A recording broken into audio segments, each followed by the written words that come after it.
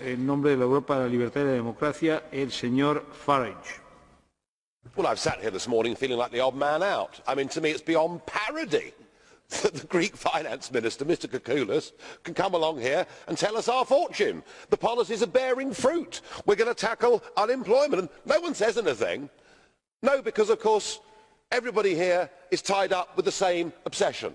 The obsession that the euro must and will work. The obsession that you'll use the crisis to build a United States of Europe.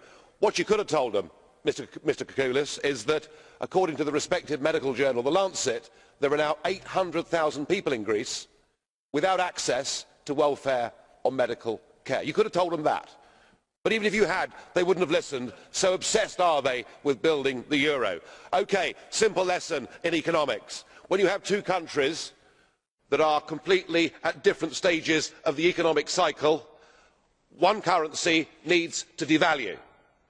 But if those countries are pegged or tied inside the same currency and they cannot devalue, you have to devalue the country. And that is what is happening to the Mediterranean.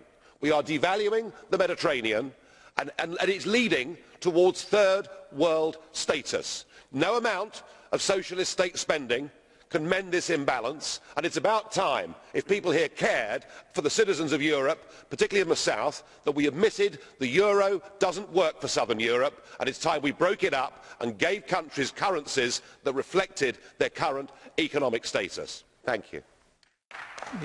Señor Farage, perdón, el señor Lambert quiere hacer una pregunta al señor Farage. Señor Farage, ¿quiere usted que le pregunte?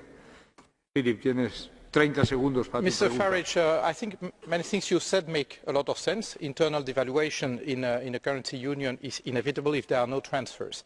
Now, would you then, applying the same reasoning to the United Kingdom, say that if the economic cycle of Wales or Scotland or Northern Ireland are different, then, well, probably the best solution would be to dissolve the currency union and to then leave each part of the current union live its own life, eventually with devaluation, monetary devaluation, instead to solve these asymmetries. Gracias, Philippe. Señor Farage.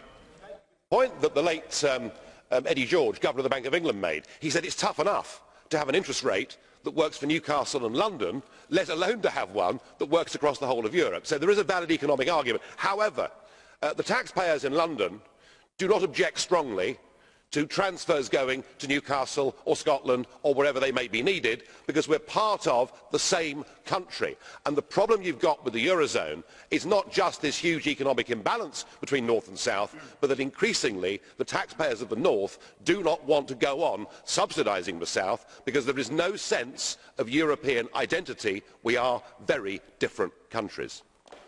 Bien.